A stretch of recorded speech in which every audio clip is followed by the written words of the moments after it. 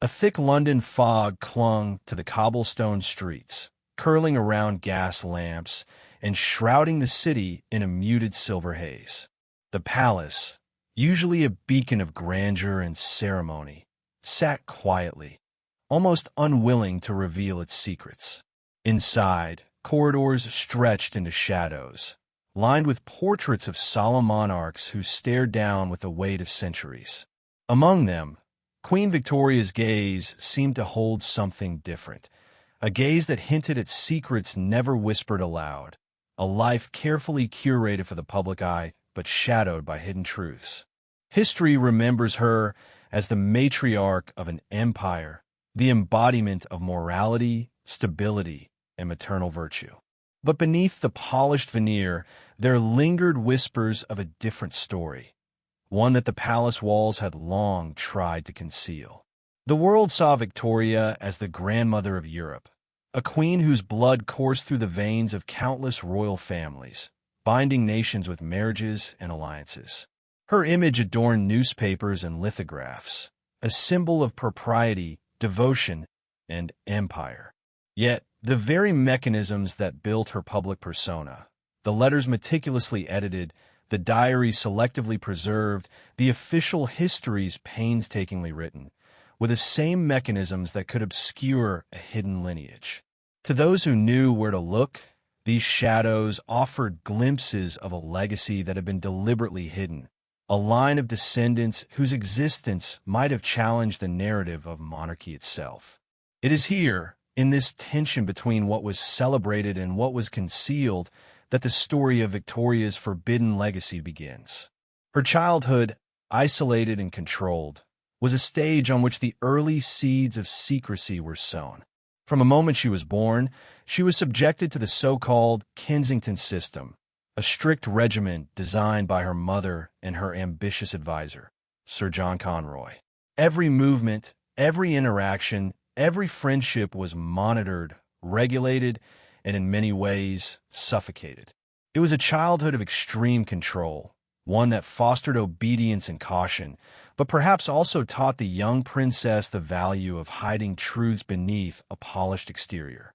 Some historians describe the system as a protective measure, ensuring the young Victoria would ascend the throne unchallenged. Yet, there are those who argue that the intensity of her isolation was more than mere prudence. It was preparation, consciously or unconsciously, to safeguard secrets too sensitive to risk being revealed to the world. The palace itself was a labyrinth of hidden rooms and private spaces, some known to servants, some perhaps forgotten by time. Behind its gilded doors, Victoria's world was both a sanctuary and a cage. Letters smuggled past the scrutiny of her guardians hint at a curiosity, a mind restless with questions that would later define her reign. But alongside this intellectual hunger, there were glimpses of something less visible, mysterious correspondences, quiet absences in public records, hints of figures who moved through her life without leaving a trace in the official history books. These subtle anomalies are the breadcrumbs that suggest a narrative far more complicated than the one taught in classrooms or chronicled in the newspapers of her day. The notion of a hidden legacy is not merely a speculation born of imagination. It is woven into the very fabric of Victoria's reign. Her carefully managed image, the letters she burned, and the events she chose to publicize versus those she silenced, all point to a deliberate curation of truth. Some of her descendants, historians argue, bear genetic traits that should not exist within the established royal bloodlines. Diseases like hemophilia, appearing unexpectedly and devastatingly within her family, sparked both scientific curiosity and whispered theories of misattributed parentage. Each revelation in the family's medical history seemed to ripple outward, touching not just the public perception of Victoria's family, but the very legitimacy of the dynastic web she had spun across Europe. Could these anomalies be merely coincidence? Or were they evidence of a deeper, more deliberate concealment, a forbidden line that had been erased from the record? As the fog outside thickened, muffling the sounds of the city, It was easy to imagine that even now, the palace itself remembered these secrets. Portraits of Victoria, her eyes dark and intense, seemed to follow the passage of time, silent witnesses to stories never spoken. The grand halls that once echoed with the steps of her courtiers now seemed to hold their breath, guarding the unspoken truths of a queen whose life had been meticulously controlled, whose legacy had been carefully managed, and whose forbidden descendants may have been quietly removed from history. The contrast between the public narrative of the virtuous queen and the shadows hinted at by archival gaps, mysterious correspondences, and untold stories begins to form a tapestry, both compelling and unsettling. To explore this hidden world is to step into a story where the familiar rules of history no longer fully apply. It is to walk through corridors of power where every whisper carries significance, where letters burned in secret may speak louder than official proclamations, and where the seemingly perfect monarchy masks a web of intrigue, secrecy, and perhaps deliberate erasure. This is not a tale of mere rumor. It is a careful examination of the evidence that survives, combined with an understanding of the human desire to conceal that which threatens power and perception. And in tracing these hidden threads, one begins to see a portrait of Queen Victoria not only as a monarch, but as a guardian of secrets, secrets that some have spent generations attempting to erase entirely. Queen Victoria's life was, on the surface, a tale of perfect devotion and relentless duty. She was the epitome of Victorian virtue, chaste, moral, and endlessly dedicated to the welfare of her empire. She married Prince Albert, a man of unimpeachable character, and together they formed an image of marital bliss that was projected to the world with the precision of a carefully crafted portrait. But behind this image of domestic harmony and public respectability, there was a tension that few could sense. For beneath the rigid surface of the royal couple's life, there was a quiet undercurrent of unspoken truths, a barely perceptible shift in the air whenever they were alone. For the people of the time, Victoria and Albert were the perfect match, a power couple of the 19th century. Their marriage was seen as a model of harmony between royal duty and personal affection, a love story that transcended the political alliances of earlier generations. They seemed to be the embodiment of the ideal Victorian marriage, and this image was carefully nurtured by the palace press and Victorian society at large. Yet, this very perfection, this public narrative of a love so pure and unblemished, raises the question, was it all too perfect? Could such an image, so meticulously maintained, be hiding something? Behind the curtains of royal life, the Queen's deep and consuming attachment to Albert left her vulnerable after his sudden death in 1861. Albert's passing shattered her, a grief so intense that she withdrew from public life for years, cloistering herself away in the somber halls of Balmoral Castle. But during this period of mourning, there were those who noticed something else, something more curious, an inexplicable devotion to another figure who had emerged in the shadows of Victoria's life, John Brown. John Brown, a Scottish servant in the royal household, was a man of humble origins, with no real place in the complicated web of European royal connections. Yet, somehow, he became indispensable to the grieving Queen. Brown, known for his rugged demeanor and unrefined manners, seemed to be an unlikely confidant to a monarch of such stature. But over time, their bond grew, and their relationship became the subject of much speculation. To outsiders, it appeared as though Victoria's attachment to Brown was nothing more than the comfort of an old friend during a period of overwhelming loss.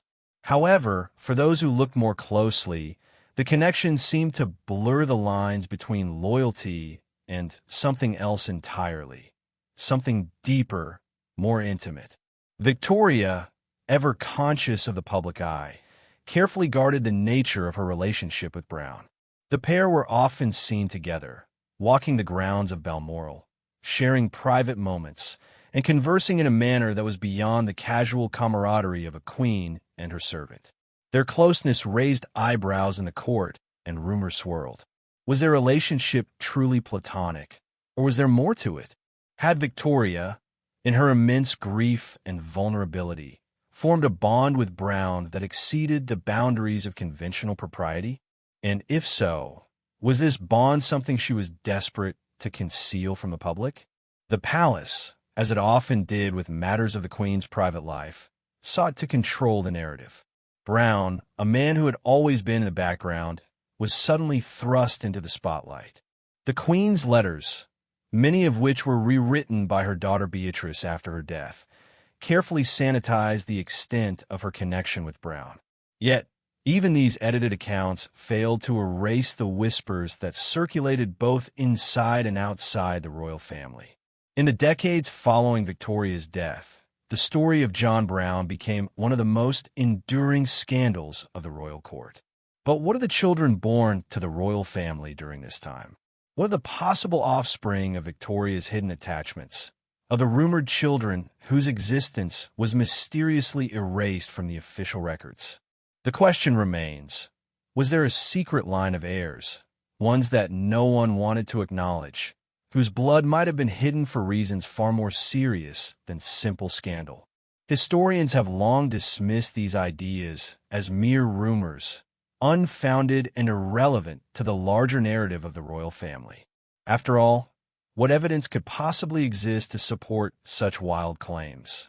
But the more one looks at the obscure corners of Victoria's life, at the letters burned in secrecy, the whispers of strange inheritances, and the peculiarities surrounding her family's health, the more these ideas take on a peculiar weight.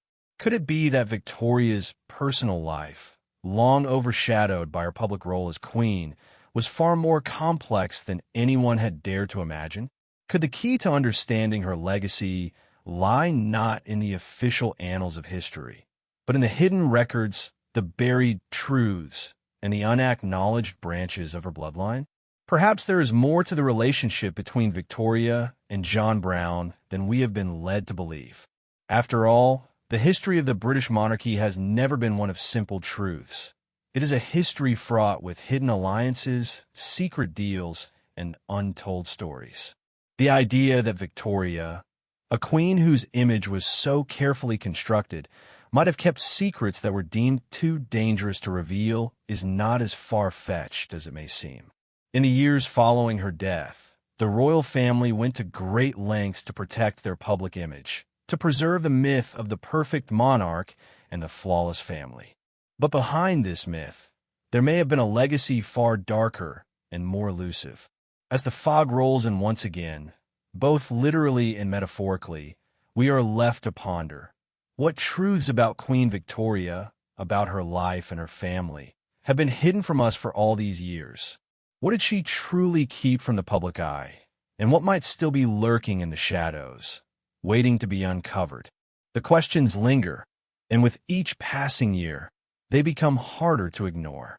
Perhaps it is time to peel back the layers of royal decorum and examine the Queen's legacy not as a pristine portrait of virtue, but as a complex, fractured tale of love, power, and secrets that continue to shape our understanding of her reign and of the hidden history that she left behind. Victoria's childhood, largely spent within the tightly controlled walls of Kensington Palace, was as much a cage as it was a cradle for future royalty. Her early years were marked not by the freedom of play or the innocent exploration of a child's world, but by the calculated manipulation of her every movement.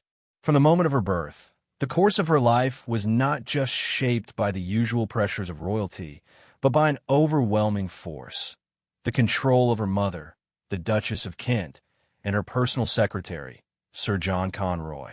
The infamous Kensington system, a rigid and oppressive structure, was designed to keep young Victoria under constant surveillance, ensuring that no part of her existence would be free from the influence of those who sought to mold her into the perfect heir to the throne.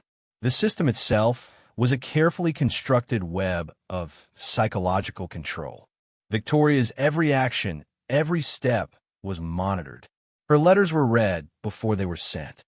Her friendships, even with other children, were carefully restricted and sometimes severed altogether. The sole goal was to ensure that she would ascend the throne as a young woman whose mind had been entirely shaped by the hands of her mother and Conroy. The young Victoria's world consisted largely of the palace's walls, and the influence of the people around her was like the bars of a gilded cage. It was a life devoid of the typical childhood freedoms, one that few children could understand. While historians have long described Victoria's youth as the result of a well-intentioned, albeit excessive, protectionist system designed to shield her from the tumultuous world of court politics, there was another layer to this arrangement, one that few seem to acknowledge. This intense control was not only about protecting the monarchy, it was also about preserving a hidden order. From the outside, Victoria's life seemed to revolve around the standard protocol of royal upbringing. But what if there was something deeper, something more insidious at play within the confines of Kensington Palace? The figures who were closest to Victoria during these formative years, her mother and Conroy, were not merely concerned with her royal education. They had their own ambitions. The Duchess of Kent, a woman often criticized for her manipulative ways, was determined to maintain her hold on power, even if it meant using her daughter as a pawn in her grand scheme.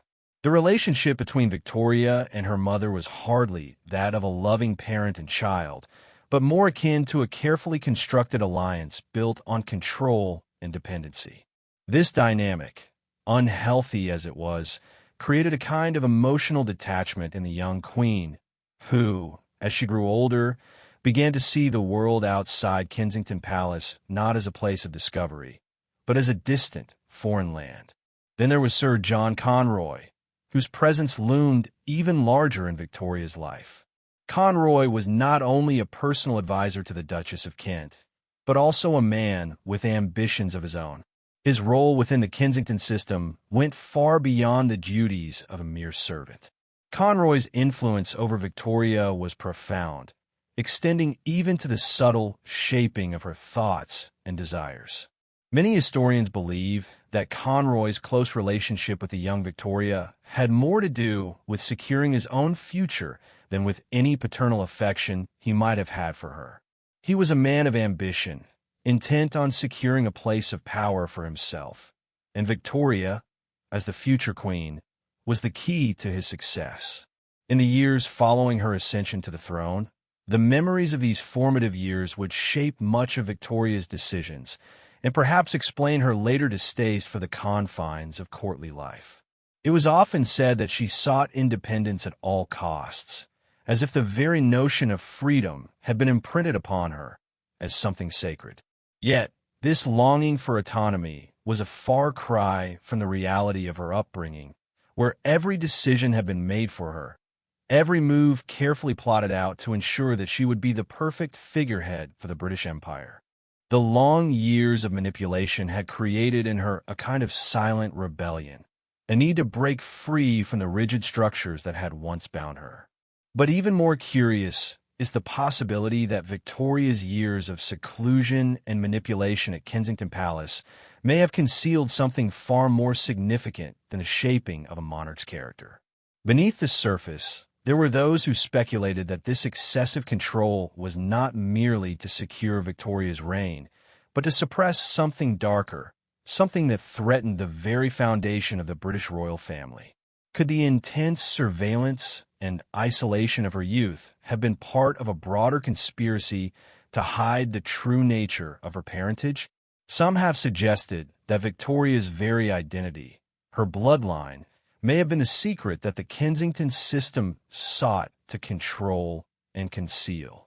Was she truly the biological daughter of Prince Edward, Duke of Kent, or was there another, more shadowy figure behind her conception? Rumors have long persisted that Victoria's mother, the Duchess of Kent, had an affair with someone other than the Duke, and that the true paternity of Victoria could have been something other than royal. If this were the case, then the elaborate system of control was not simply to ensure Victoria's throne, but to keep the truth about her origins hidden from the public eye. The secrecy surrounding her early life could have been a deliberate attempt to erase any trace of this mysterious bloodline. If this theory is true, then it would explain why so many aspects of Victoria's early life remain shrouded in mystery. The letters and documents that could have provided answers to these questions were often destroyed, censored, or edited before they were made public. And the few fragments that have survived point to inconsistencies, gaps, and anomalies in the royal records. Medical conditions like hemophilia, which appeared suddenly in Victoria's descendants, raise further questions. How could such a rare and destructive disease suddenly appear in a family with no history of it? Could this be the result of a hidden bloodline, one that carried both the marks of power and peril? In examining the hidden years of Victoria's childhood, we are left to wonder, what was truly hidden behind the velvet curtains of Kensington Palace? Was Victoria simply the product of royal destiny, shaped by duty and tradition? Or was there something darker at play, something that threatened to unravel the carefully constructed image of monarchy itself? The secrets buried beneath her early years are not merely the stuff of speculation. They're the threads that connect the public life of Queen Victoria to the more shadowed corners of royal history, offering clues that have been waiting for centuries to be uncovered. And perhaps, in these long-forgotten corners of history, lies the true legacy of the woman who became the longest reigning monarch in British history. A legacy that, even today, continues to pulse beneath the surface, just out of reach, tantalizing those who dare to ask the hard questions and uncover the stories the palace would rather forget. As the years unfolded, Queen Victoria's reign was marked by an astonishing series of triumphs and calamities, an era of unparalleled empire building that saw the British Empire stretch across continents, laying claim to vast territories. Yet, amid the grandeur and glory, there existed another, darker undercurrent, one that followed Victoria through the corridors of her palaces and cast a long shadow over her family. While the world lauded her as a mother of nations, a beacon of moral certainty in an era of industrial chaos, behind closed doors, there were whispers of a family secret so powerful that it threatened to unravel the entire royal dynasty. The birth of Victoria's 9 children was celebrated as a symbol of her strong and dutiful motherhood. The Queen's maternal image was a cornerstone of her public persona, as much a part of her legacy as her empire. But behind the royal nursery doors, some of her children's health conditions and illnesses raised unsettling questions that have persisted for generations. The appearance of hemophilia in Victoria's bloodline, an affliction that causes blood to clot abnormally, leading to uncontrollable bleeding from even the smallest injury, was a particularly curious and mysterious development. Hemophilia had not been present in previous generations of the British royal family, and it seemed to arrive in the royal lineage with an unsettling suddenness. The discovery of this rare and devastating disease within the family was not just a medical anomaly. It became a scandal that began to chip away at the carefully constructed image of Victoria's perfect family. The origins of the disease raised suspicions. Why had it appeared in a family that was, on the surface, so genetically robust? How had it managed to infiltrate the royal bloodline so suddenly and with such severity?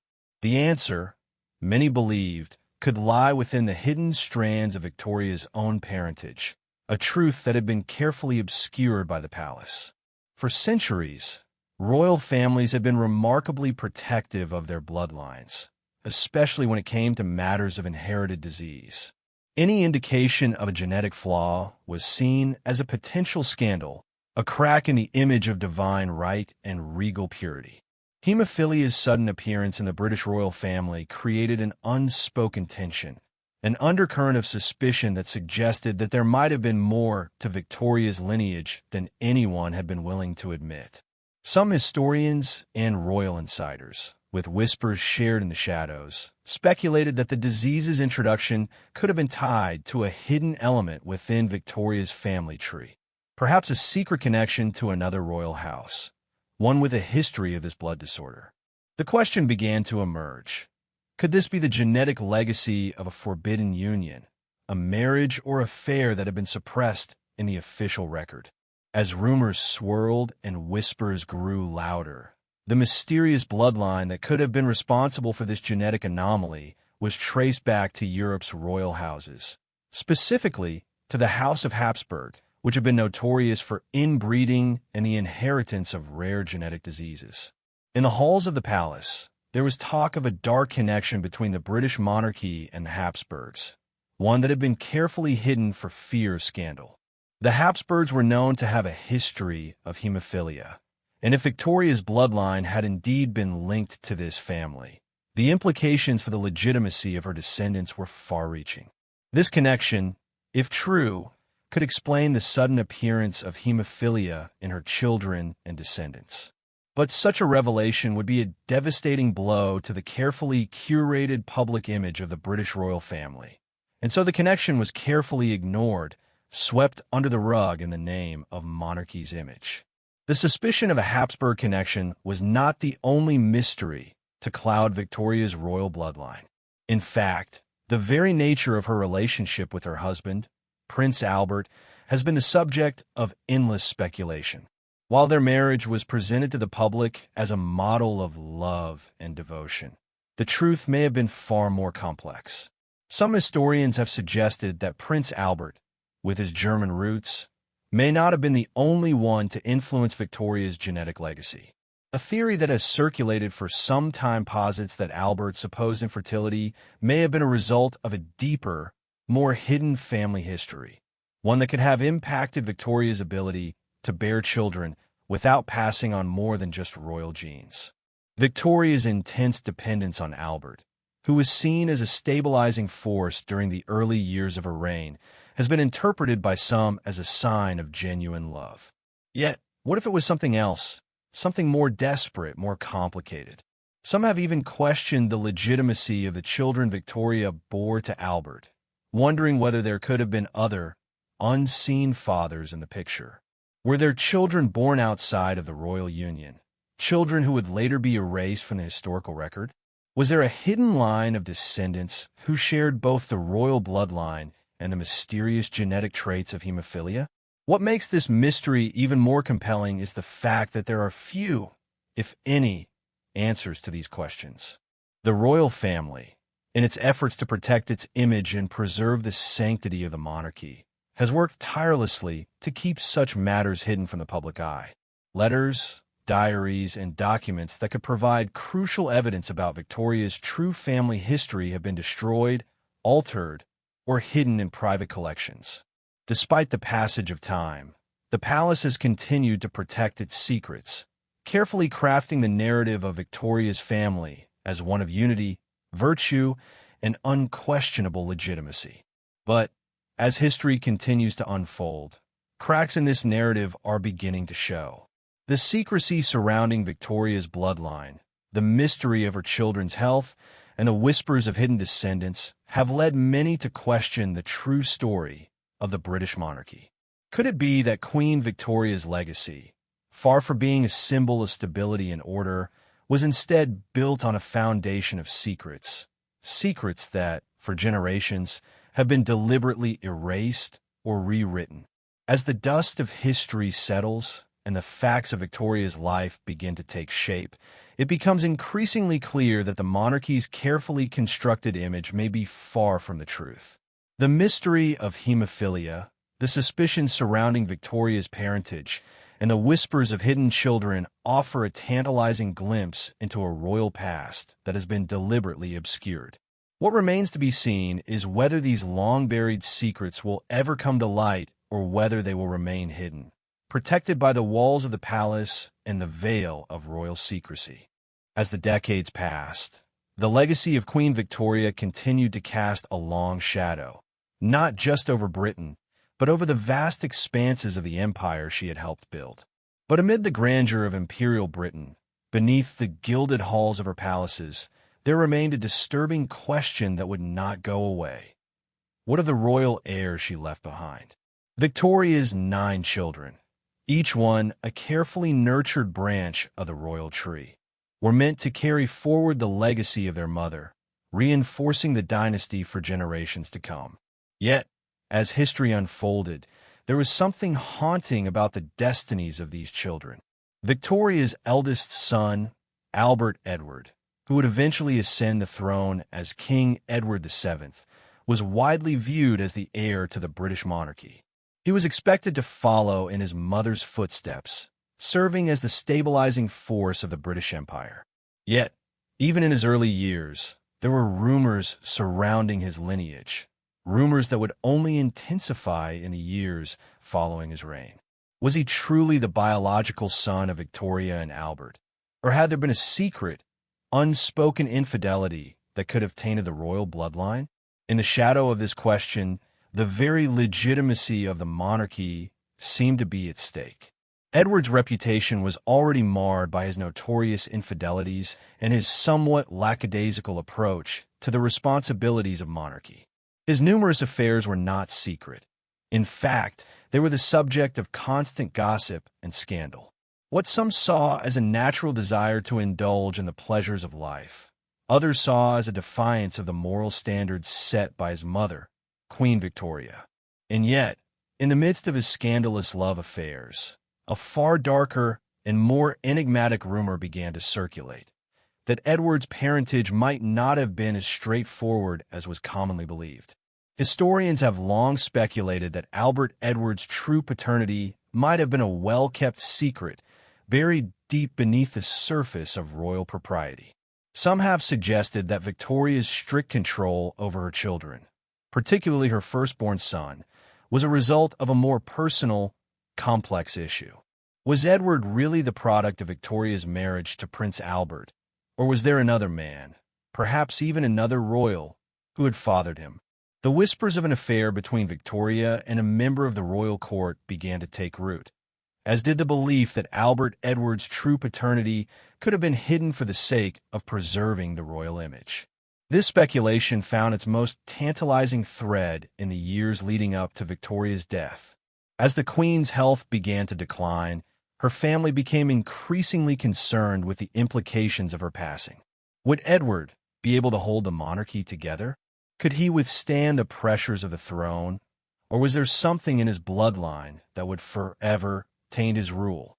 There was, after all, a possibility that Victoria's decision to hold on to power for so long, her reluctance to hand the reins to her son, was tied not only to her fierce loyalty to the empire, but to the deep-rooted fear that her son was not truly her own. The speculation didn't stop with Edward.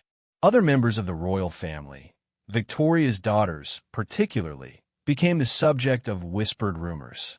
Princess Alice, Victoria's second daughter, was believed to have had a series of passionate, secret relationships with men of different nationalities. These rumors suggested that Alice's royal marriage was merely a front, masking her true intentions. There was talk of children born outside of wedlock, of secret unions that had been concealed to maintain the appearance of propriety. What if the royal family wasn't as pure as it seemed? And what if some of the children who were thought to be Victoria's biological heirs were, in fact, the products of hidden unions, perhaps with foreign or even lower-class men? Even more mysterious were the rumors surrounding the health of Victoria's children. In addition to the hemophilia that struck several of her descendants, there were other physical and mental conditions that seemed to run in the family. These strange afflictions were often passed off as the result of inbreeding or bad luck. But could there have been something more sinister at play? Could these conditions have been signs of a deeper genetic flaw, one that had been passed down from a hidden, less than royal bloodline? If Victoria's true parentage had been intentionally obscured, perhaps her own children were not only victims of hidden family secrets, but of an inherited genetic mystery that no one dared to address. The British royal family's relationship with other European dynasties, particularly the Habsburgs, has long been the subject of fascination for historians and conspiracy theorists alike. The Habsburgs were known for their extensive intermarriage, and their royal bloodline was tainted by genetic disorders that led to deformities and other physical abnormalities. If the rumors surrounding Victoria's bloodline are to be believed, could the British royal family have secretly shared a similar genetic history with the Habsburgs? Could this explain the mysterious illnesses, strange afflictions, and obscure health conditions that plague Victoria's children and grandchildren? The possibility of a hidden connection between the British and Habsburg royal families would certainly explain the appearance of hemophilia in Victoria's descendants. But it would also add a layer of intrigue to the royal family's long-standing relationships with other European dynasties. If Victoria had been secretly tied to the Habsburgs, then the British royal family's power and influence might not have been as uncontested as it seemed. Rather than a singular dynasty standing alone, it would have been part of a much larger, more complex web of royal alliances, each one fraught with its own secrets and hidden truths. Could these European connections be the key to understanding the mysterious forces at work in Victoria's family? As these secrets festered in the background, the British royal family found itself struggling to maintain its image as a symbol of strength and stability. With each passing year, the pressure to preserve the monarchy's dignity only grew more intense. In their efforts to uphold this image, the royal family became increasingly adept at hiding inconvenient truths, erasing uncomfortable aspects of history, and sweeping matters of genetic inheritance under the rug. What remained, in the end, was a facade, a carefully curated portrait of an unblemished royal family, a family whose descendants, we are led to believe, would remain pure and uncontaminated by the darker forces that sought to undermine them. But as the years went on, the cracks in this facade began to show. The health problems of Victoria's children, the whispers about hidden marriages and affairs, and the growing evidence of genetic anomalies in the royal bloodline became impossible to ignore. The royal family's reluctance to acknowledge these issues only deepened the mystery, creating a lingering sense of uncertainty about what exactly had been concealed. Could the monarchy, as it was presented to the world, truly have been as flawless as it seemed?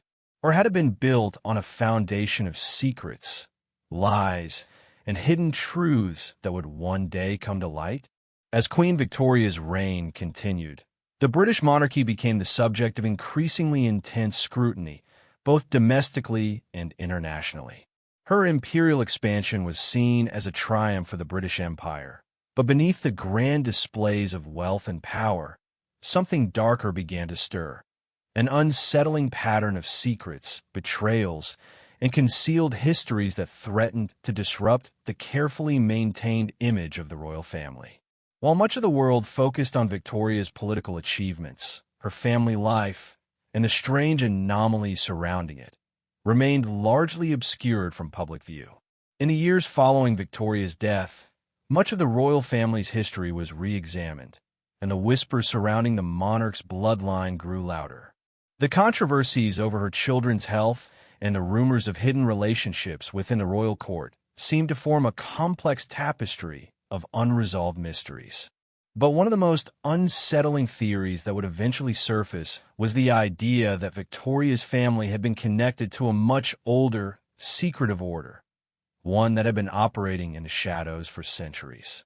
The idea of secret societies and hidden orders operating within the highest echelons of power is far from new.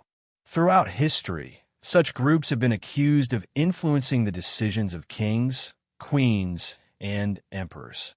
Freemasons, Rosicrucians, and other esoteric organizations have long been suspected of holding sway over political and royal affairs, often manipulating events from behind the scenes. But what if the British royal family had, in fact, been deeply entangled in such secretive networks? What if Queen Victoria and her descendants were not merely the representatives of a hereditary monarchy, but also key figures in an ancient, clandestine lineage? This theory, often dismissed by mainstream historians, takes root in the peculiarities of Victoria's own upbringing and the influence of certain individuals who surrounded her throughout her life. It is well known that Victoria was highly influenced by Prince Albert, her consort, who was not just her husband, but also her closest advisor. Albert, a man of intellectual curiosity and strong convictions, was deeply interested in a variety of subjects, ranging from science and art to philosophy and mysticism.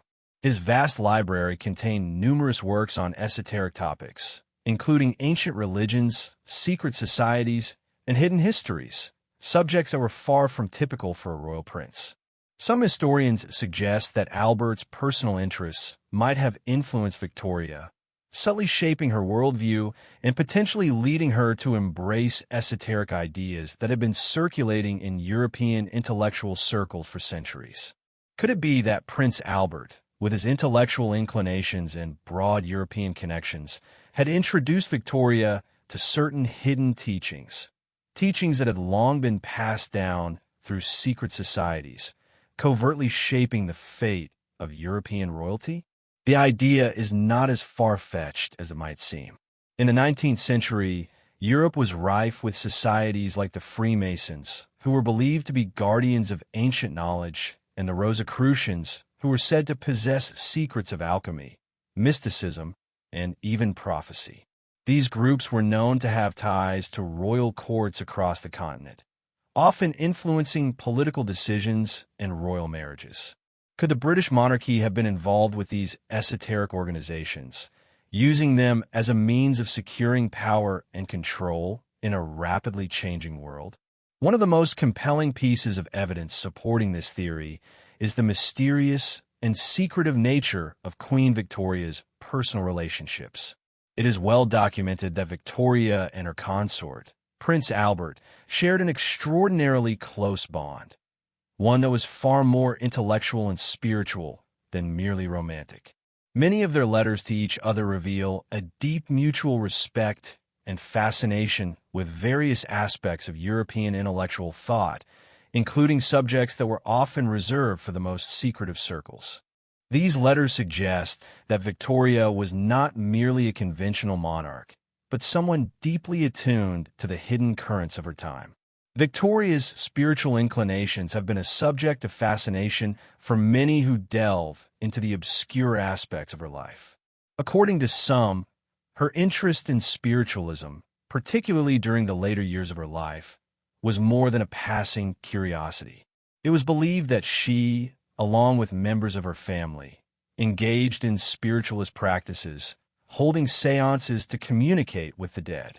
This fascination with the supernatural, paired with her extensive connections to European intellectuals, leads some to speculate that Queen Victoria might have been initiated into deeper, more arcane practices associated with secret societies. Could it be that these societies had ties to the ancient religious orders, or even to the Knights Templar, whose legendary treasure and hidden knowledge had captivated Europe for centuries? The Knights Templar, with their ancient rituals and purported possession of secret knowledge, have long been associated with esoteric traditions. Some believe that the Templars, after their sudden dissolution in the 14th century, went underground, forming secret orders and passing on their teachings to later generations of European elites. Was Queen Victoria, and by extension, the British royal family, linked to these secretive Templar descendants? The evidence is sparse, but intriguing. Some scholars point to the fact that Victoria's reign coincided with a resurgence of interest in medieval chivalric orders and the occult, both of which were deeply tied to the legends of the Templars. Could the British monarchy have been involved in a centuries-old conspiracy to protect and hide Templar knowledge? This theory gains further weight when we consider the peculiarities of Victoria's family life and her relationship with her children. It has been suggested by some that the royal family was not merely concerned with maintaining a political dynasty, but with preserving a hidden bloodline, one that had been chosen to protect the secrets of these ancient societies. The presence of hemophilia in Victoria's descendants, as previously discussed, only deepens the mystery.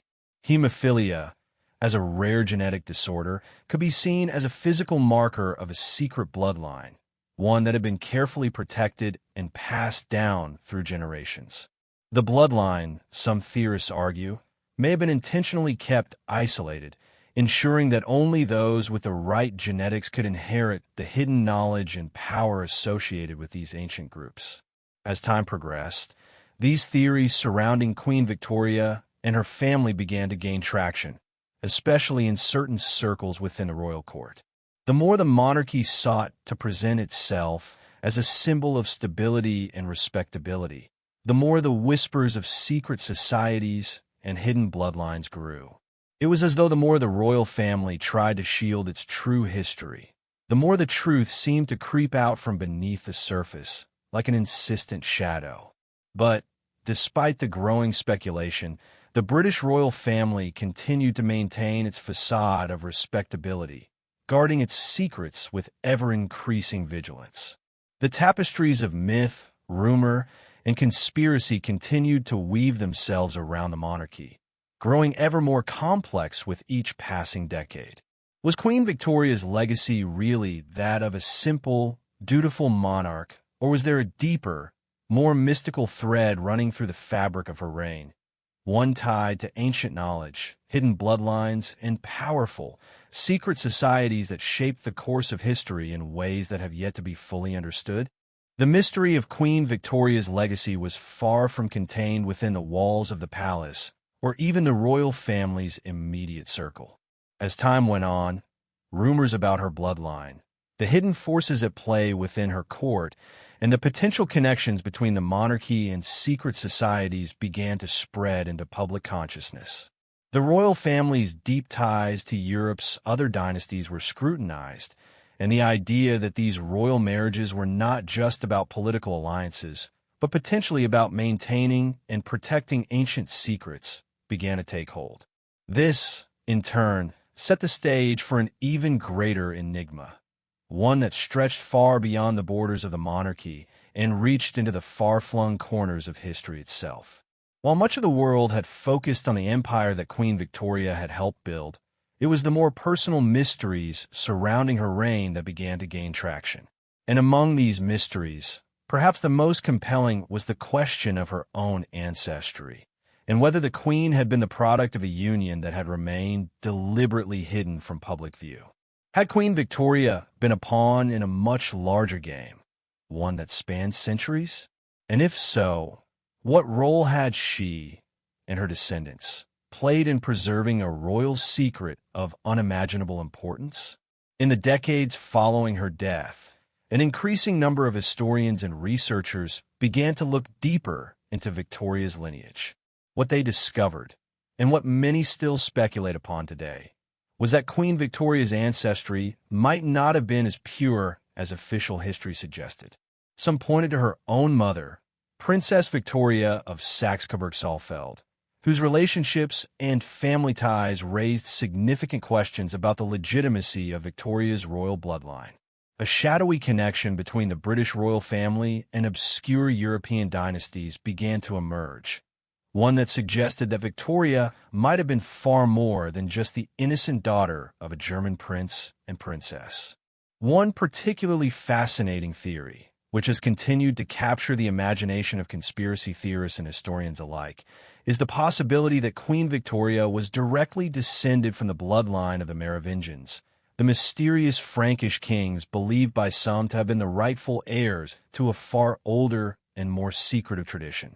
The Merovingians have long been surrounded by myths, with some claiming they were the protectors of the Holy Grail, others that they were the descendants of Jesus Christ.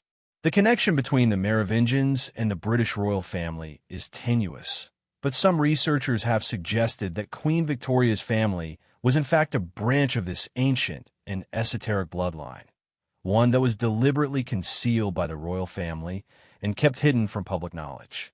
What if Victoria's claim to the throne was not just about her father's line, but about something far older, something rooted in the very foundations of European royalty? What if the British monarchy, far from being the simple product of Anglo-Saxon kingship and European alliances, was in fact the guardian of a far more sacred tradition, one that stretched back to the time of the Merovingians, or even earlier? This theory draws heavily on the idea that the Merovingians, as ancient rulers of what is now France, were more than just monarchs. They were believed to be the inheritors of a hidden, divine legacy, a bloodline whose origins were tied to some of Europe's most ancient secrets. This connection has been a source of fascination in historical circles for centuries, particularly since the publication of works like the Holy Blood and the Holy Grail, which suggested that the Merovingians were, in fact, the true protectors of the Holy Grail and the bloodline of Christ. The theory argues that this bloodline was hidden away, obscured by time, by successive generations of European monarchies, and by the very church that sought to destroy it. If Queen Victoria's bloodline were indeed connected to the Merovingians, it would explain much about her family's extraordinary ability to maintain power and influence across Europe, despite centuries of political upheaval. It would also explain the secretive nature of her reign, her personal relationships with powerful European families, and the unusual and enigmatic presence of certain symbols and traditions within her court.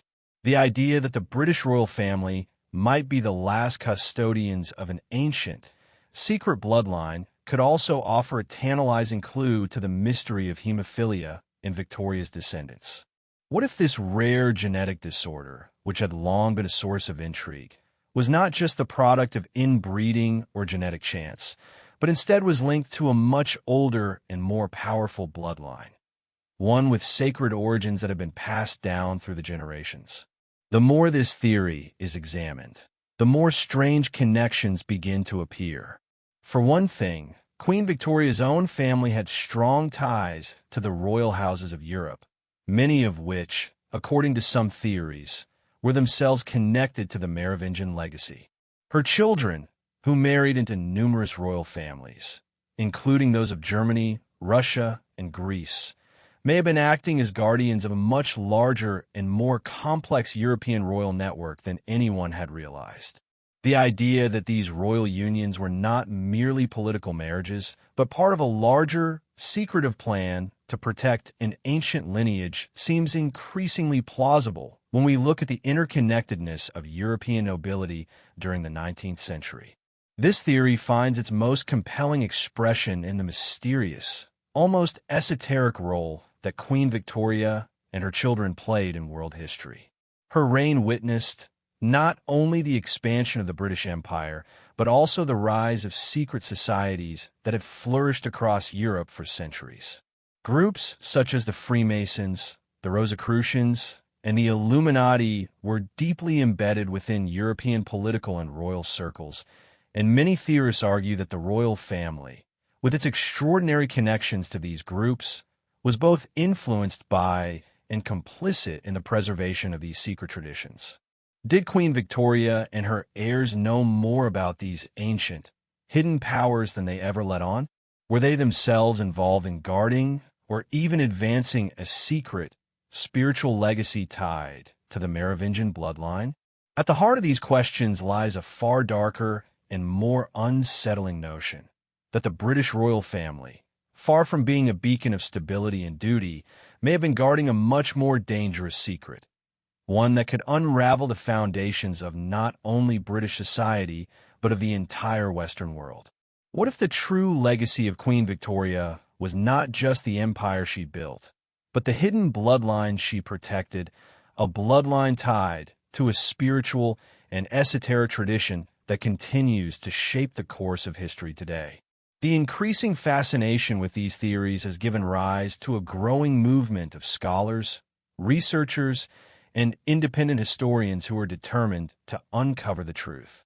While much of the royal family's history remains tightly guarded, the revelations about Queen Victoria's ancestry and the potential connection to ancient bloodlines have sparked a renewed interest in her life and legacy. The search for the truth continues, and with it, the tantalizing possibility that the British monarchy may hold the key to a much older and more profound mystery, one that, if uncovered, could shake the foundations of our understanding of history itself. As the years passed, the theories surrounding Queen Victoria's hidden legacy and her potential connections to secret societies only gained momentum. But it wasn't just speculation from outsiders that brought this narrative to life. There were moments throughout Victoria's reign and the reigns of her descendants when subtle hints surfaced, as though the royal family was, perhaps unknowingly, revealing fragments of a deeper mystery. These moments, often brushed aside by mainstream historians, were like pieces of a puzzle that, when pieced together, seemed to suggest a far more enigmatic and shadowy role for the British monarchy than what was publicly acknowledged. One of the most fascinating of these subtle clues lies in the royal family's extensive involvement in Freemasonry, an organization with deep roots in ancient traditions and esoteric knowledge. The Freemasons, with their secretive rituals and arcane symbolism, were not just a fringe society in Victorian Britain. They were a part of the establishment, with significant influence within the royal court. Queen Victoria's own relationship with Freemasonry has long been a subject of speculation. While she was not officially a member of the Freemasons, her consort, Prince Albert, had numerous connections to Masonic lodges across Europe. In fact, many of the prominent figures in Prince Albert's circle were either Freemasons or had ties to other secret societies. It's not a far leap to suggest that Albert, with his intellectual curiosity and European connections, might have been drawn to these mysterious organizations, and by extension, that Queen Victoria herself might have been indirectly involved in or influenced by their activities. The influence of secret societies, particularly Freemasonry, on the royal family is a recurring theme in the theories surrounding Victoria's legacy. There are records indicating that various royal family members had associations with Masonic lodges, and some have even suggested that these lodges might have been the sites where royal secrets were exchanged and hidden knowledge passed down. Could it be that the British monarchy's involvement in such societies was not simply a matter of political or social convenience, but rather part of a long-standing, carefully orchestrated effort to safeguard ancient secrets?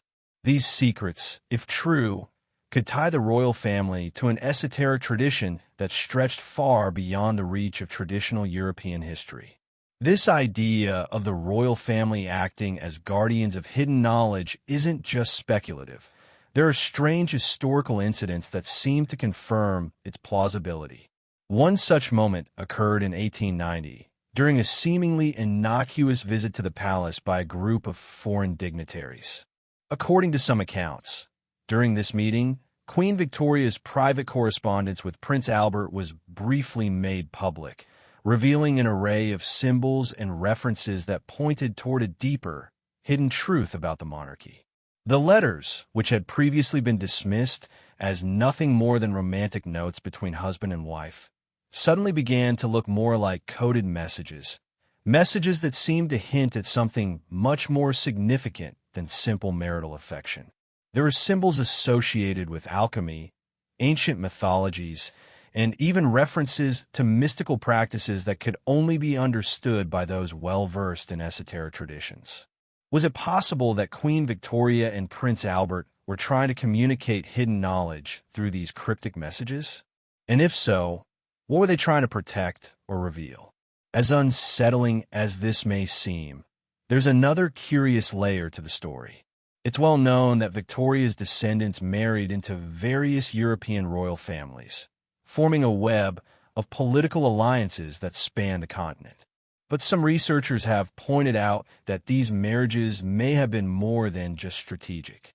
They could have been part of a much larger plan to keep the royal bloodlines interconnected, ensuring that the secrets of their shared ancestry and esoteric knowledge remained hidden from the world.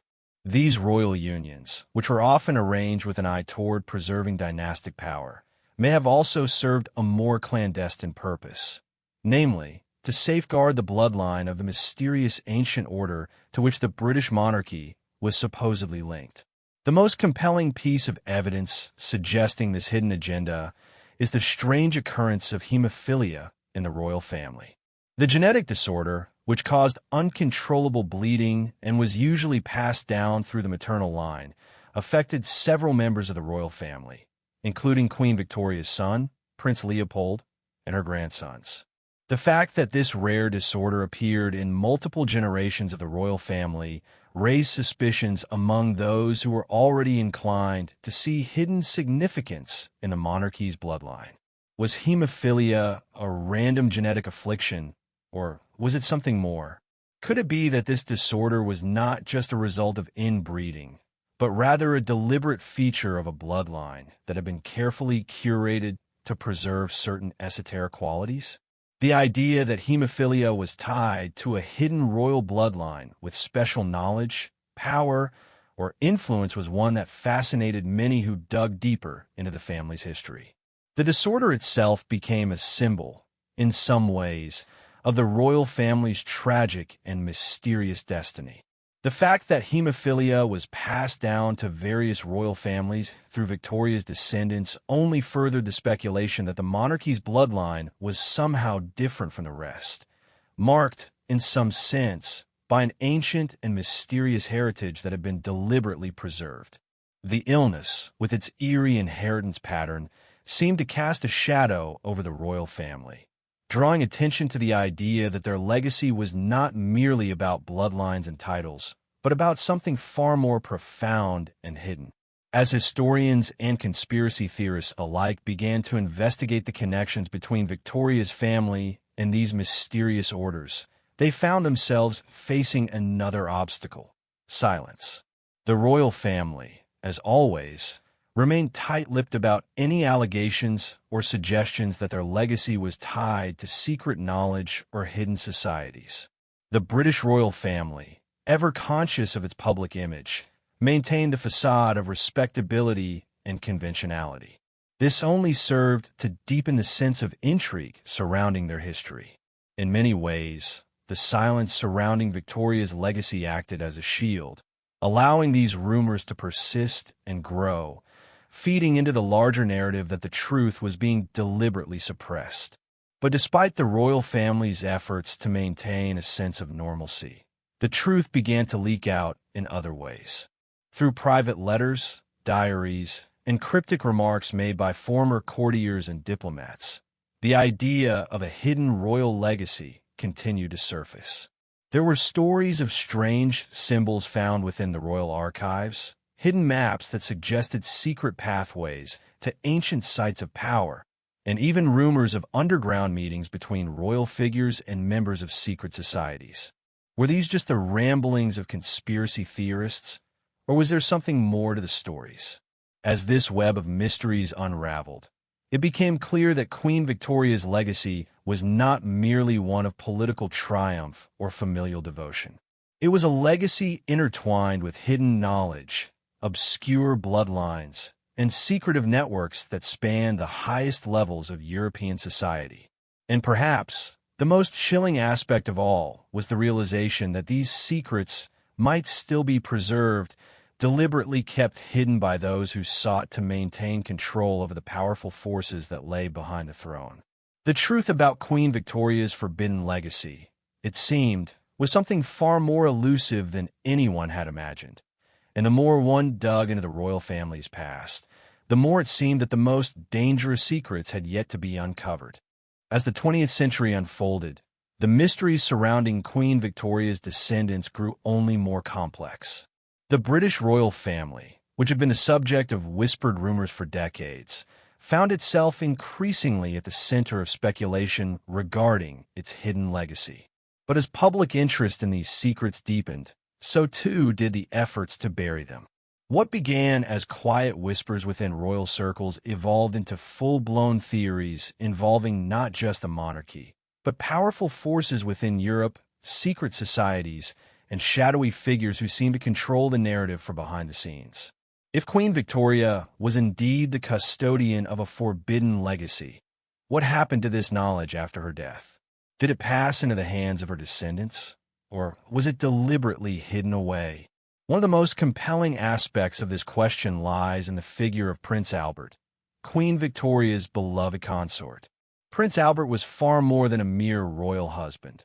He was an intellectual, a man of deep curiosity about art, science, and history. His early life in Germany, steeped in the traditions of European nobility and secret societies, shaped his worldview in ways that few understood. Prince Albert was known to have maintained close connections with various members of Europe's most influential secret orders, such as the Freemasons, the Illuminati, and the Rosicrucians. While the extent of his involvement in these societies remains a topic of debate, there's no question that his influence over Queen Victoria was profound. His intellectual and spiritual interests, his exposure to occult traditions, and his personal belief in the importance of royal duty may have influenced the very direction of Victoria's reign. Was it Prince Albert who first planted the seed for Victoria to protect this hidden legacy, or was she already aware of it long before their marriage? Prince Albert's deep intellectual and spiritual pursuits were not simply confined to matters of court diplomacy or political alliances. He was known to have been interested in occult traditions, particularly in relation to ancient mysteries. During their time together, there were hints that Albert and Victoria's personal correspondence might contain references to hidden knowledge, codes, and symbols that were not meant for public eyes.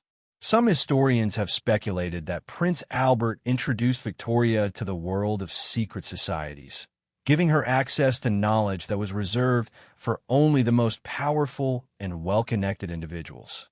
Could it be that their shared interest in ancient esoteric traditions, including secret knowledge related to sacred geometry, alchemy, and even prophecy, set the foundation for what would later become the royal family's commitment to keeping certain truths concealed? If Victoria and Albert were indeed aware of the hidden legacy tied to their bloodline, they were careful to ensure that it remained shielded from public view. But the notion that they actively protected these secrets suggests that they were not just passive custodians of royal tradition. Instead, they may have been protecting something of far greater importance, something that, if revealed, could alter the very fabric of British history and the monarchy itself.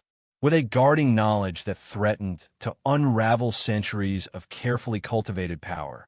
Or were they safeguarding an ancient and sacred truth that could reshape the destiny of Europe? This question has haunted historians for over a century, and one of the most intriguing theories suggests that Queen Victoria and Prince Albert may have been part of a much larger network of European monarchs and elites, all bound by a shared desire to preserve the integrity of this hidden legacy. The royal family's alliances through marriage and diplomacy were vast, stretching from the Russian imperial family to the Habsburgs, and from the Scandinavian royals to the German aristocracy. These familial connections were often strategic, intended to solidify political power. However, many believe that they also served a more clandestine purpose. Some scholars argue that the royal marriages, particularly those among Victoria's children, were designed to ensure that the bloodline tied to these ancient secrets remained intact, hidden in plain sight, and protected by an international network of royal families. Prince Albert, ever the strategist, may have been well aware that maintaining the secrecy of this legacy required not just guarding the British throne, but ensuring that no one else outside of this select group could gain access to this knowledge. His intellectual circle, which included influential thinkers, historians, and occultists, may have provided the foundation for the royal family's protection of this ancient legacy. Were they, too, in on the secret? Or were they simply pawns in a game that spanned generations, one in which they could never fully understand the stakes? Beyond the royal court itself, there's the question of how Victoria's descendants, particularly her children, may have been involved in continuing the legacy of secrecy. Queen Victoria had 9 children, and each one of them married into the royal houses of Europe. These unions were not just political. They were strategic in ensuring the spread of power and influence throughout the continent. But what if there was more to these alliances than met the eye? Were these marriages, at their core, intended to preserve something far greater than mere political stability? Could it be that Victoria's children were not just heirs to the British throne, but also guardians of the same esoteric knowledge their parents sought to protect? One of the most compelling pieces of evidence for this theory is the fate of Victoria's granddaughter, Princess Alice. Alice, the second daughter of Queen Victoria, married Louis IV of Hesse, and her family played a particularly fascinating role in this ongoing story.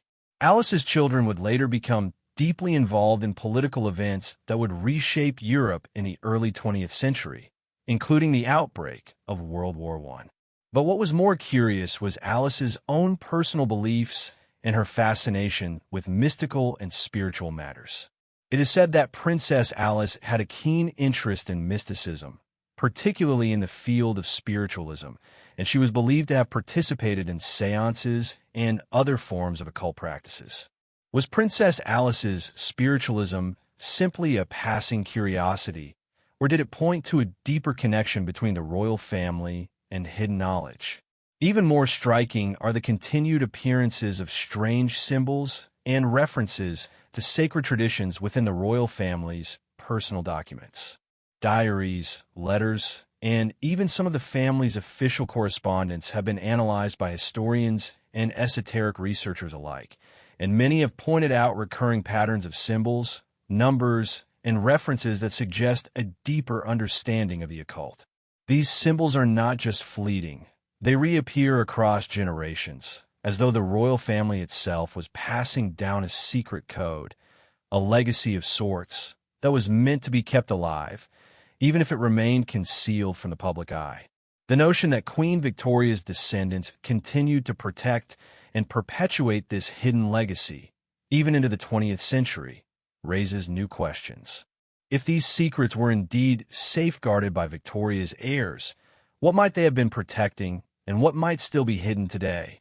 Could it be that the royal family's continued silence regarding their esoteric connections is not merely out of tradition, but because they are still guarding something of immense significance, something that, if revealed, would challenge the very foundation of the British monarchy and its place in world history?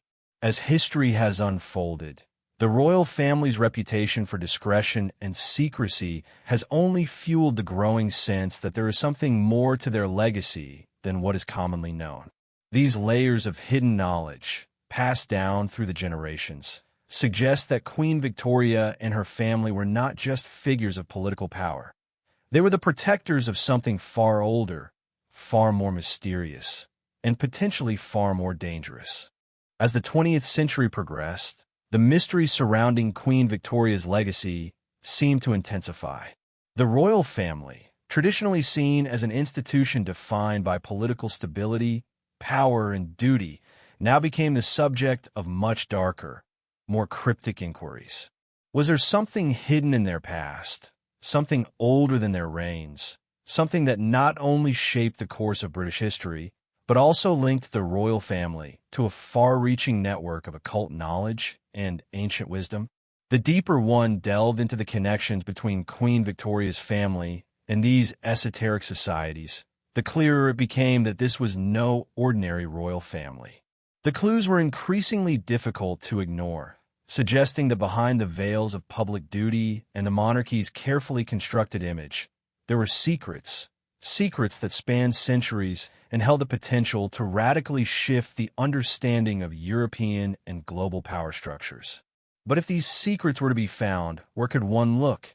The royal archives, with their centuries of meticulously guarded documents, were no help.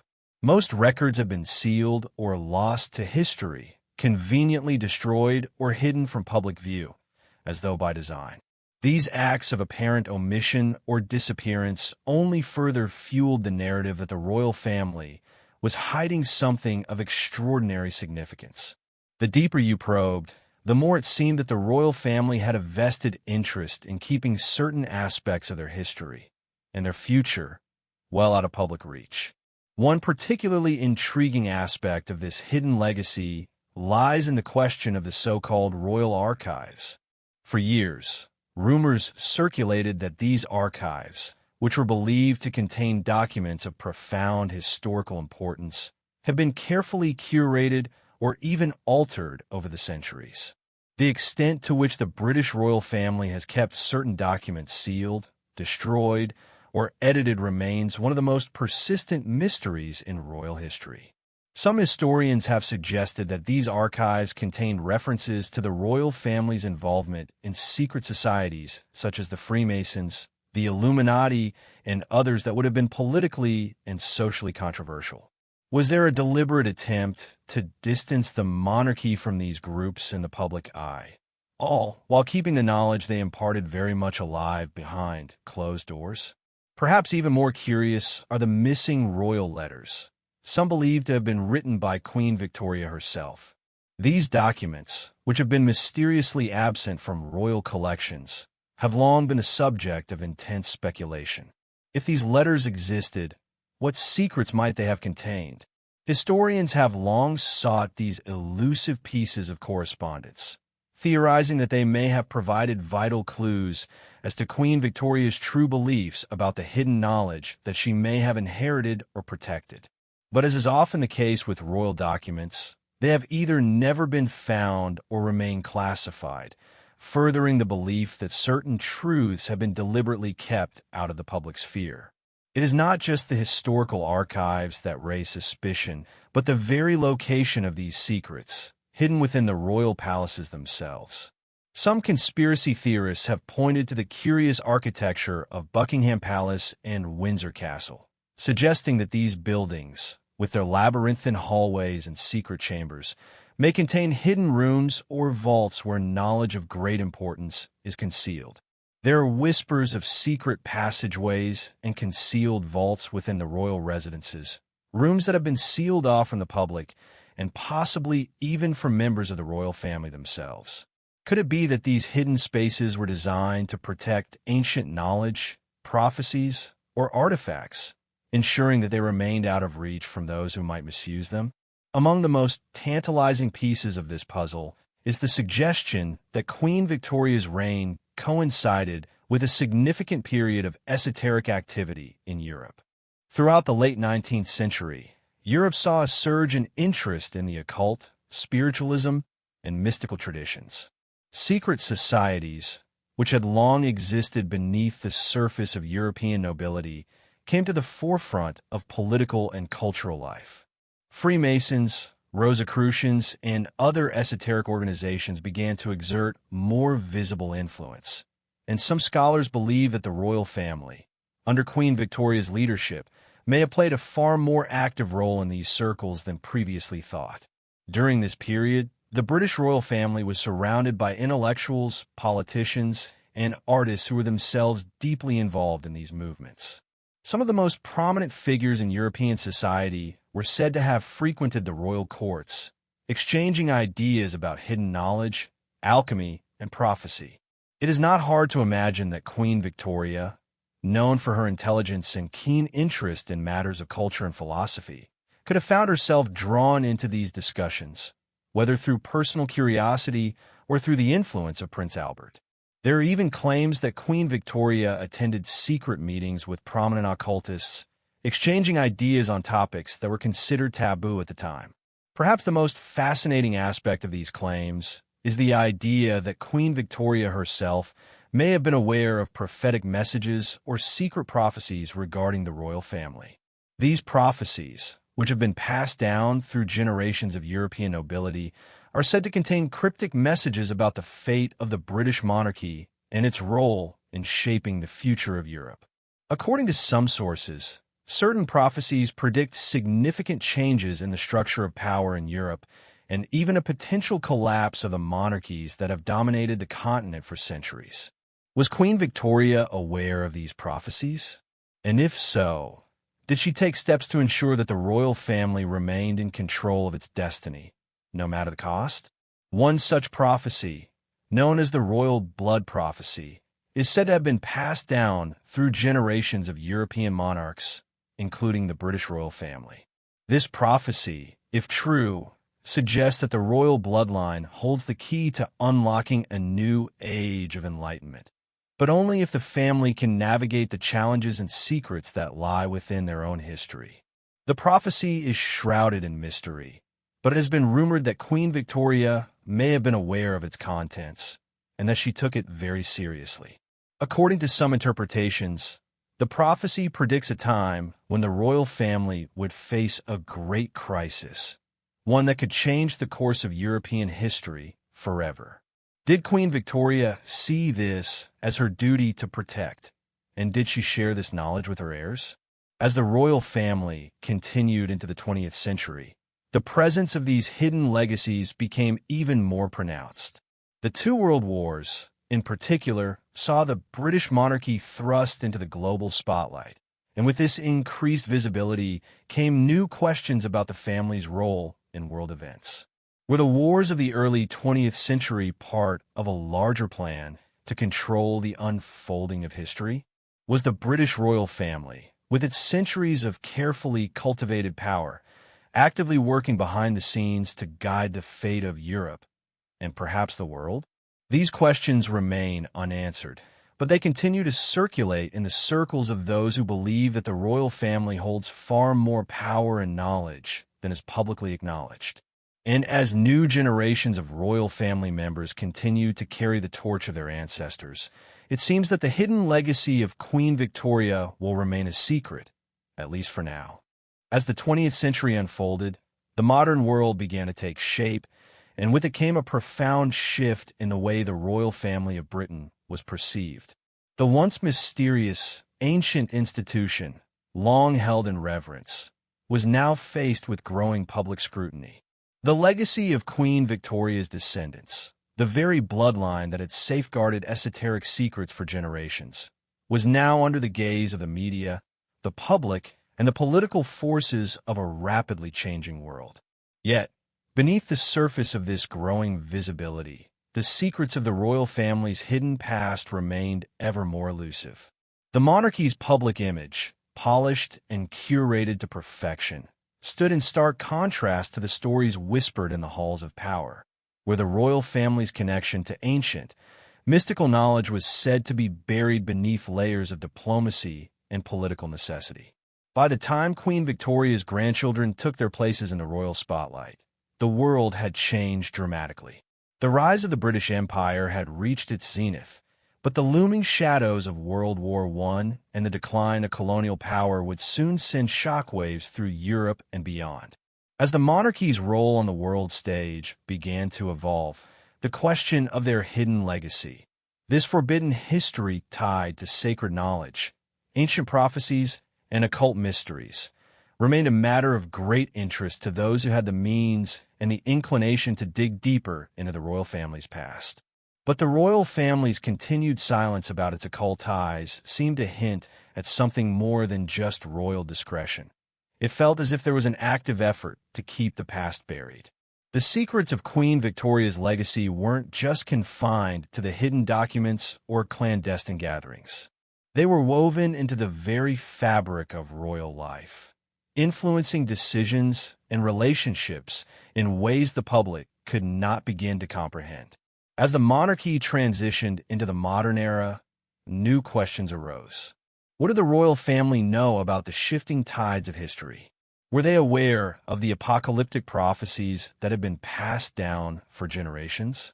And, more tantalizingly, did they see themselves as part of a larger, grander design, one that spanned the ages and had been whispered about by mystics, scholars, and occultists for centuries?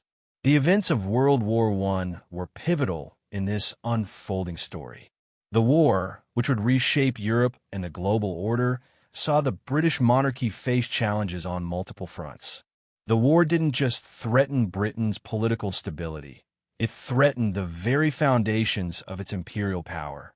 For those who believe in the royal family's connection to hidden knowledge, it was a time of reckoning. Could the monarchy weather the storm? Or would the secrets they had kept hidden for centuries be exposed as the world tore itself apart? In the midst of this global upheaval, the royal family's actions took on new significance. As Germany and the British Empire fought on opposite sides of the war, a fascinating aspect of Queen Victoria's family history began to surface, one that tied her descendants directly to the very heart of the conflict. Queen Victoria's own children had intermarried with the royal families of Europe, most notably the German Kaiser Wilhelm II. The tangled web of royal alliances and marriages had created a situation in which the British and German royal families were more closely related than many realized. In fact, it was Queen Victoria's granddaughter, Princess Victoria, who was married to the Kaiser. The close familial ties between the two monarchies would later cause an uproar, as it was revealed that members of the royal family had been more personally connected to the war than the public had been led to believe. For some conspiracy theorists, this proximity between the royal families of Britain and Germany opened the door to darker speculations. Did the royal family, in some way, have prior knowledge of the war's outcome? Were they playing a game of chess, calculating the movements of empires while keeping their true interests hidden from the world? And, more importantly, did their secret knowledge, possibly related to ancient prophecies, occult wisdom, or spiritual connections, play a role in the royal family's actions during this tumultuous period? Adding to the intrigue was the fact that Queen Victoria's descendants, particularly her grandsons, played significant roles during the early stages of the war. The most notable of these was the Duke of Connaught, Queen Victoria's third son. Involved in numerous military operations during World War I, the Duke had extensive ties to both British and European nobility. His connections within the military and royal circles were legendary. However, many have wondered whether these connections, which were steeped in both political and occult influence, had any bearing on the course of the war. Did the Duke's actions during the conflict, some of which seemed to have far-reaching consequences for European diplomacy, reflect a larger strategy, one informed not just by political or military considerations, but by a deeper understanding of prophecy and fate? As the war raged on, the presence of occult symbols and references in the royal family's correspondence began to attract the attention of esoteric scholars. These symbols, many of which were believed to be related to ancient rituals and sacred geometry, began to surface in the letters, documents, and even the speeches of key royal figures. Some suggested that these were mere coincidences, but others argued that they pointed to something far more significant. Was the royal family subtly signaling its involvement in a larger occult tradition, one that sought to shape the outcome of the war? And if so, were they doing this in an effort to fulfill a destiny foretold by ancient seers and mystics?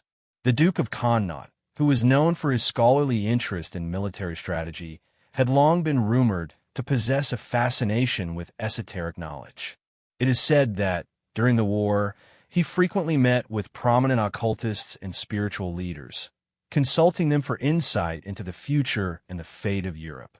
This interest in mystical teachings was not unusual for members of the royal family, as many of Queen Victoria's descendants had exhibited a fascination with the occult throughout their lives. In fact, some have suggested that the royal family's involvement in esoteric circles was not merely a passing interest, but a deliberate effort to maintain control over the course of European history. While the public remained unaware of these hidden connections, the royal family's relationships with spiritual and occult groups deepened in the years following World War I. The aftermath of the war saw significant changes in the political and social landscape of Europe. The Russian monarchy was overthrown, and the German Empire was dissolved. But for the British royal family, the collapse of neighboring monarchies did not mark the end of their influence. In fact, many believe that the royal family's position was solidified during this period, as they quietly nurtured their connections with occult and secret societies that had become increasingly influential in the post-war era. These connections, which were often hidden from public view, played a crucial role in the royal family's ability to maintain its power. The continuing fascination with occult practices, esoteric knowledge, and mystical traditions was not just a matter of personal interest. It was tied to the very survival of the monarchy. Was it possible that the royal family, aware of the shifting tides of history, used these ancient teachings to guide their actions during some of the most critical events of the early 20th century? Did they, in some way, foresee the rise of fascism, the spread of totalitarianism, and the eventual outbreak of World War II? And, if so, what role did these occult teachings play in shaping the monarchy's decisions? As the royal family moved into the 20th century, their continued silence regarding their esoteric practices left many questions unanswered. The public remained in the dark about the true nature of the monarchy's involvement in these mystical traditions. Yet, as history has shown, those who seek to understand the hidden forces that shape the course of world events often find themselves confronting an elusive truth, one that cannot be easily explained or ignored. As the 20th century moved into its later decades, the shadow of Queen Victoria's forbidden legacy continued to loom over the British royal family. The First World War, with all its chaos and devastation, had shifted the balance of power in Europe, leaving behind questions that would take generations to answer. But one question remained particularly tantalizing: was the royal family, indeed the British monarchy itself, aware of forces far beyond their control? Was there more at play than mere politics and war? Some have argued that beneath the royal family's public persona, hidden currents of mystical knowledge, occult tradition, and prophecy continued to influence their decisions. But in the wake of two world wars, how would these ancient secrets, locked away for so long, shape the monarchy's survival and its future? The story begins to take a darker turn as the British royal family, now deeply entrenched in the modern world, found itself drawn into a series of events that hinted at the continuing influence of the esoteric, the forbidden, and the hidden. In the interwar years, the monarchs seemed to grasp at any means by which to stabilize their crumbling empire. The world had witnessed the fall of monarchies across Europe: Russia, Germany, Austria-Hungary, all collapsing in the wake of revolution and war. The British monarchy, once the pillar of global dominance, stood precariously at the edge of a new world order. And in this time of upheaval, there were whispers that the royal family turned not just to political alliances, but also to older, darker forces, those tied to occult teachings and secret societies that had long been associated with the ruling elite. For many years, the royal family had maintained a tight grip on their public image.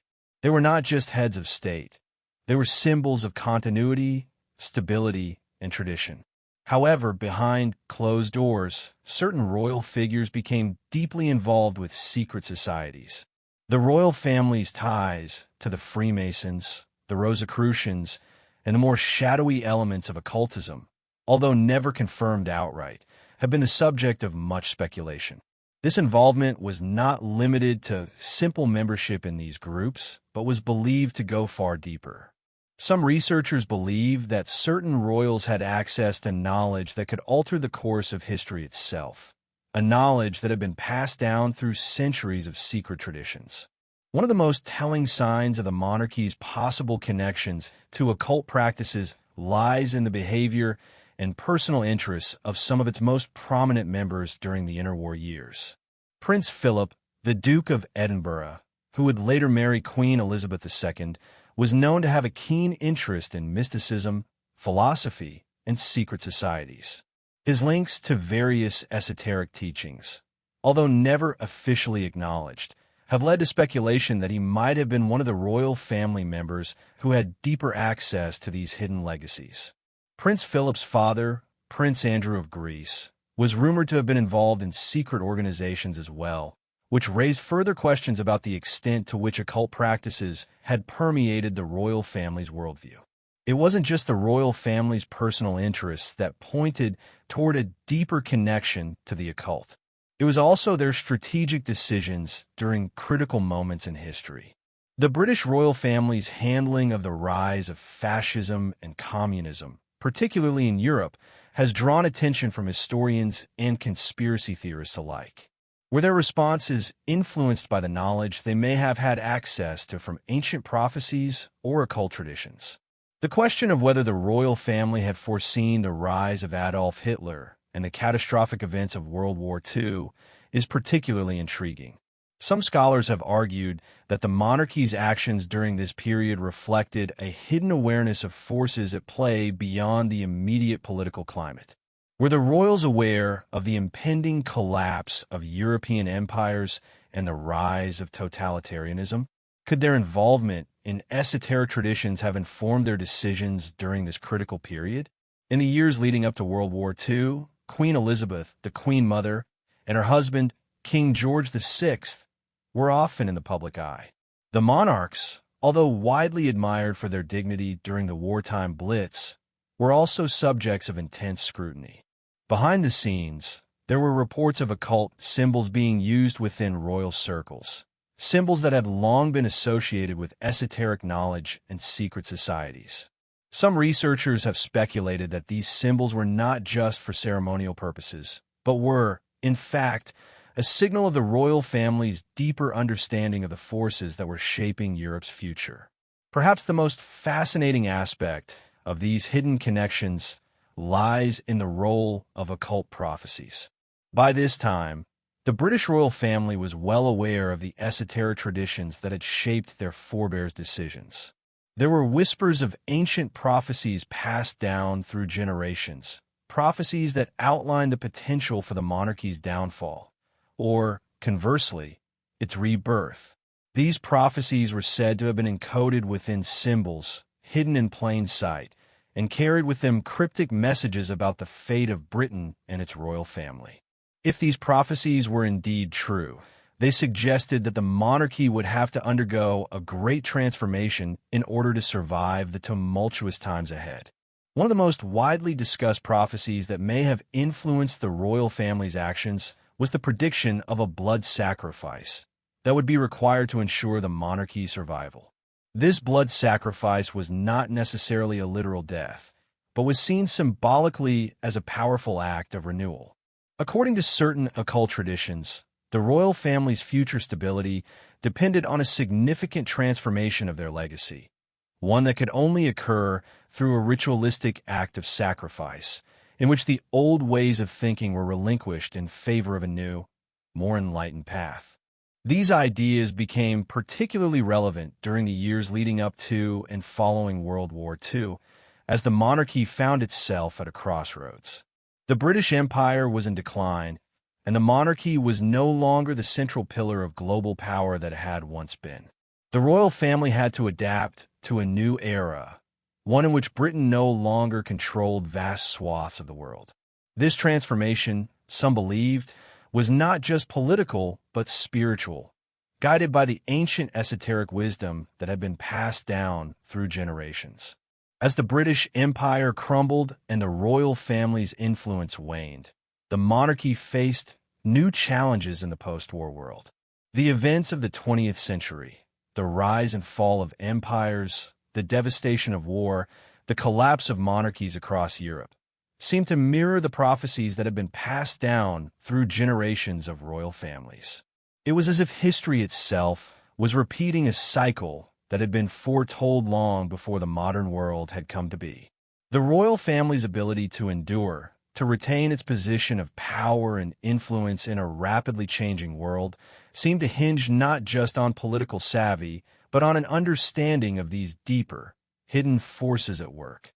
And yet, despite the dramatic shifts in the global order and the waning power of monarchies, the British royal family endured. Queen Elizabeth II ascended the throne in 1952, marking a new chapter in the monarchy's history.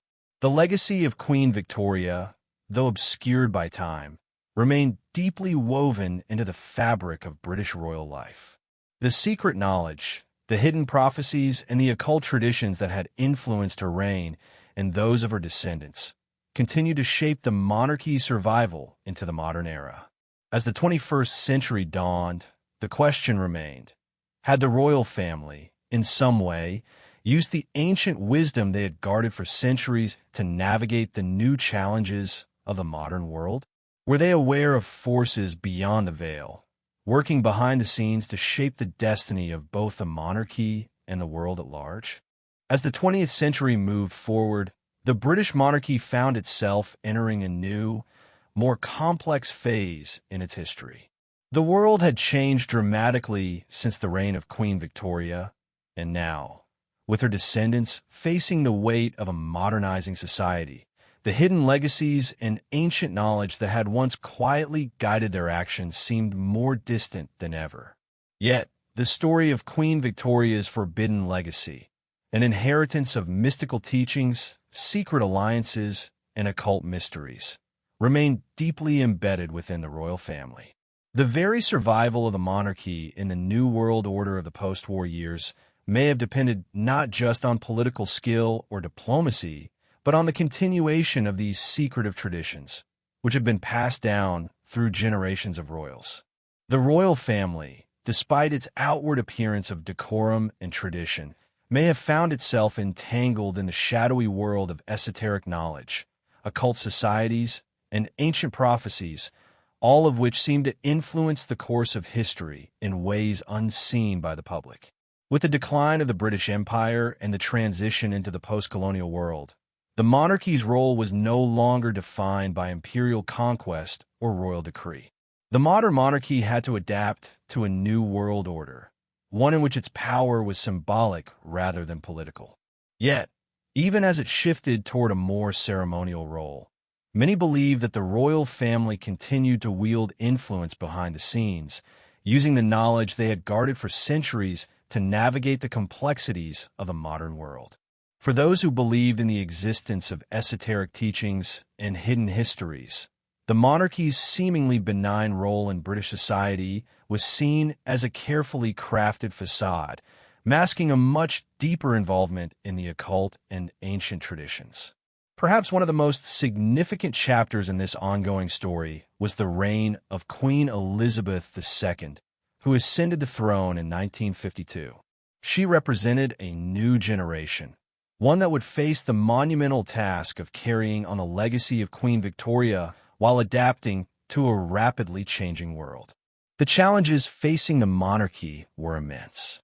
The British Empire had dissolved, and many of the monarchies of Europe had been replaced by republics.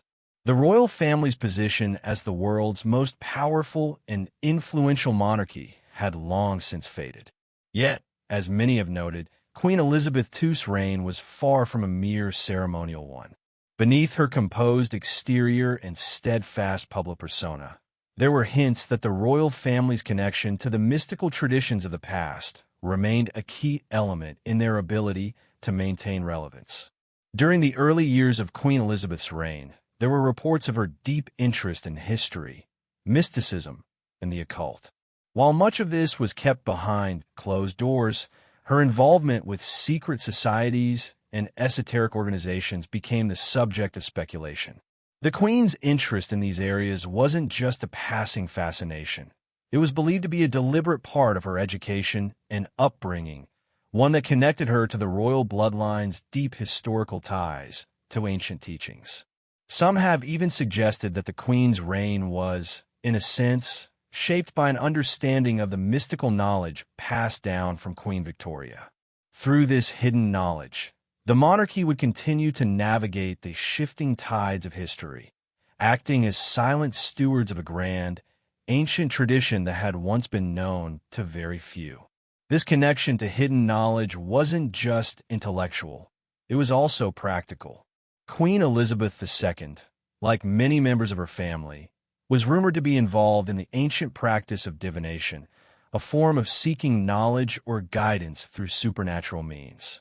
While there is no concrete evidence to support these claims, the idea that the monarchy had access to this form of guidance is deeply ingrained in royal tradition. The Queen's role as a symbol of continuity for the British people was believed by some to be part of a larger spiritual plan, one that was dictated by ancient forces and cosmic alignments. Was it possible that Queen Elizabeth, along with her advisors, turned to divination, astrology, or other forms of occult knowledge in times of political crisis, just as her ancestors might have done? The connection between the British royal family and occult traditions is not limited to Queen Elizabeth alone. Over the years, other members of the royal family have been implicated in various esoteric practices. Prince Charles, for instance, was known to be interested in mysticism, having associated with individuals who were linked to New Age spirituality, alternative healing, and even the ancient practices of alchemy. Some conspiracy theorists have even suggested that Prince Charles's interest in these subjects was not merely for personal enrichment, but was linked to his family's larger involvement in occult traditions, an involvement that extended far back to the time of Queen Victoria. The idea that Queen Victoria's descendants maintained ties to esoteric knowledge well into the 20th century is further supported by their continued patronage of secret societies, many of which are shrouded in mystery. The Freemasons, a fraternity that has long been associated with the occult, has had several members of the British royal family among its ranks. Some have pointed to this as evidence of the royal family's deep-rooted connections to mystical traditions, suggesting that these ties were not just ceremonial, but played a role in the political decisions made by the monarchy. For example, there were rumors that during times of national crises, key members of the royal family turned to occult leaders for advice, trusting in the hidden wisdom that had guided their ancestors through dark times. Another fascinating aspect of the royal family's occult connection lies in the continued use of symbols and rituals that can be traced back to the ancient world. Many of these symbols, which are embedded in the architecture of royal palaces, the designs of royal regalia, and even in the ceremonies of the monarchy itself, are believed to be encoded messages linking the royal family to mystical knowledge. These symbols, many of which have esoteric meanings, are believed to serve as a form of protection, a way to channel ancient forces and energies that would ensure the monarchy's survival in an ever-changing world. The most prominent of these symbols is the use of the all-seeing eye, a symbol often associated with the ancient mysteries of Egypt and later adopted by the Freemasons and other occult groups. The all-seeing eye, which represents divine insight and the understanding of hidden knowledge, has been a central motif in many royal rituals and ceremonies, often appearing in the regalia worn by the monarch during coronations or other significant events. Its presence in these sacred occasions is a reminder of the royal family's ties to ancient, esoteric teachings and the hidden powers that are said to guide their actions. It's clear that for many members of the British royal family, the occult traditions that have been passed down through generations of their ancestors were not something to be abandoned or discarded. Rather, they were embraced and maintained, perhaps not always openly, but always present in the background, helping to steer the monarchy through the challenges of the modern era.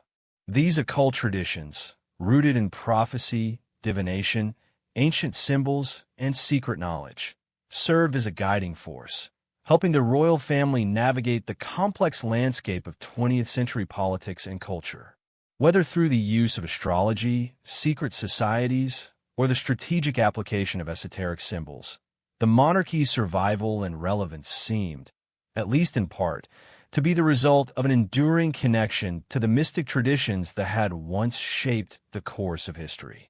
But as the years went on, the public's awareness of the monarchy's hidden practices began to fade. The focus shifted from the esoteric to the political, from the mystical to the pragmatic. And yet, the shadow of Queen Victoria's forbidden legacy, her ties to ancient knowledge and the occult, remained a part of the royal family's DNA, even as the monarchy adapted to the modern world. The secrets that had been buried for generations continued to shape the monarchy's destiny, as they always had. For those who were willing to look deeper, the royal family's legacy was not just one of power and privilege, but one of hidden knowledge, prophecy, and esoteric wisdom, an inheritance that would never be fully revealed, but would continue to influence the course of history, quietly and powerfully from behind the scenes. As the decades of the 20th century continued to unfold, the British royal family remained a subject of intrigue, especially concerning its mysterious ties to hidden traditions and knowledge. In the post-World War II era, as the monarchy adapted to its more symbolic and ceremonial role, the speculation surrounding its esoteric connections only seemed to grow. One of the most curious aspects of the royal family's relationship with the mystical world was the recurring theme of prophecy and fate. There were whispers that the royal family had long been aware of prophecies that foretold not just the rise and fall of empires, but also the eventual transformation of the monarchy itself.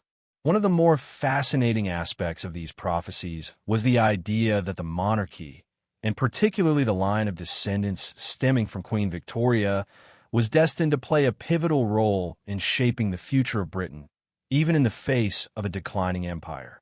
It was as though these ancient predictions were woven into the very fabric of royal life, with each generation following a carefully mapped-out course dictated by forces beyond the visible world. These prophecies, however, were not just vague predictions of events. They were specific, encoded messages passed down through secretive royal lines, designed to guide the family in times of crisis and uncertainty. For many royal watchers and historians, the question of how the monarchy managed to adapt and survive during the profound shifts of the 20th century was both a matter of public interest and private speculation. The monarchy's ability to endure despite the tumultuous changes surrounding it was, to some, the result of these esoteric teachings and the guidance they provided.